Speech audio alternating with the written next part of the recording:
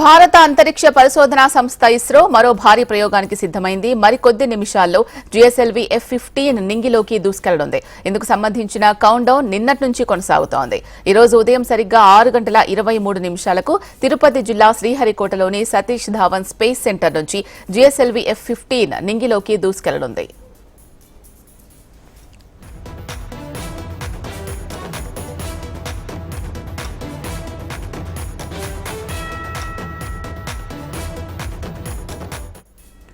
భారత అంతరిక్ష పరిశోధనా సంస్థ ప్రతిష్టాత్మక చారిత్రాత్మక ప్రయోగాన్ని చేపట్టింది.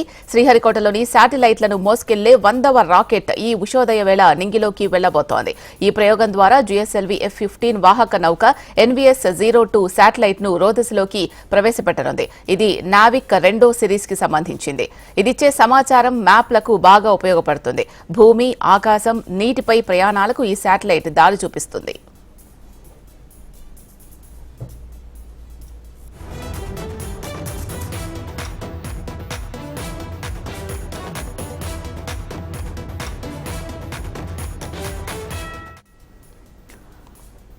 ఇది మొత్తం 2250 కేజీల బరువున్న శాటిలైట్. ఇది భూకక్ష మార్గంలోకి వెళ్లాక జీపీఎస్ సేవల్ని అందిస్తుంది.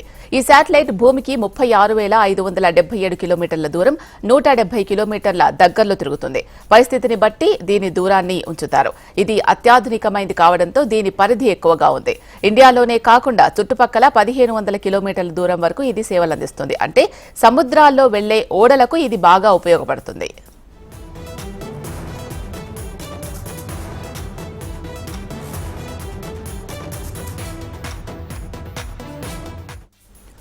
జిఎస్ఎల్వి రాకెట్ ఈ సిరీస్ లో ఇది 17వ జిఎస్ఎల్వి రాకెట్.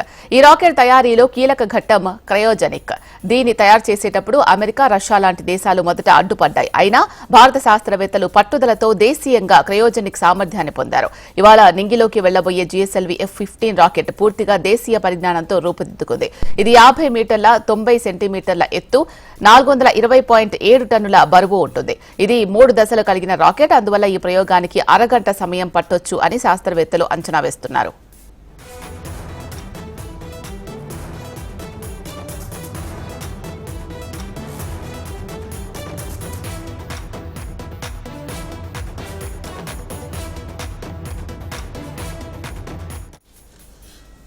ఈసారి ప్రయోగానికి మరో ప్రత్యేకత కూడా ఉంది. ఇటీవల ఇస్రోకి నారాయణన్ చైర్మన్ గా వచ్చారు. ఆయన వచ్చాక డాకింగ్ ప్రక్రియ విజయవంతంగా ముగిసింది. గత చైర్మన్ డాక్టర్ సోమనాథ్ సారథ్యంలో దీనిని రూపకల్పన చేశారు. షార్లో ఇది 100వ ప్రయోగం అయినప్పటికీ కొత్త చైర్మన్ నారాయణన్ కి ఇది తొలి ప్రయోగం. కొత్త ప్రయోగం కోసం డాక్టర్ నారాయణన్ చెన్నై నుంచి నిన్ననే శ్రీహరికోటకు చేరుకున్నారు. ఇస్రో చరిత్రలో కీలక ఘట్టం ఆవిష్కృతం కాబోతోందని షార్ డైరెక్టర్ రాజరాజన్ అభిప్రాయం వ్యక్తం చేశారు. శాస్త్రవేత్తల కృషికి దైవాశీస్సులు తోడై రాకెట్ ప్రయోగం విజయవంతం అన్నారు. It's a destiny that we are all here and seeing this launch happening at SCSR, and we should thank and be to the God that it is destiny that we are placed at this time in this place to be part of this historic event, to have an under launch at Sriharikota, and you are all part of this event where you are able to witness this launch. I think we should be very happy and thankful to all the people who enabled this to make.